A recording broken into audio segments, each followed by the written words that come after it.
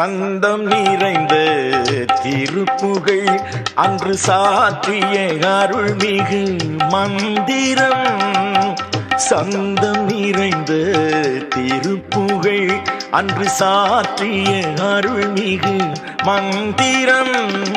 அன்றும் இன்றும் கடம்பனை, அன்றும் இன்றும் கடம்பனை அன்பர் அழைக்கும் பெயர்கள் மந்திரம்.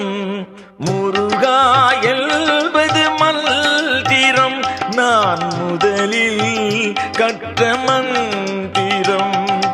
உருகும் நெஞ்சின் மந்திரம், என் உயிரில் கலந்த மந்திரம்.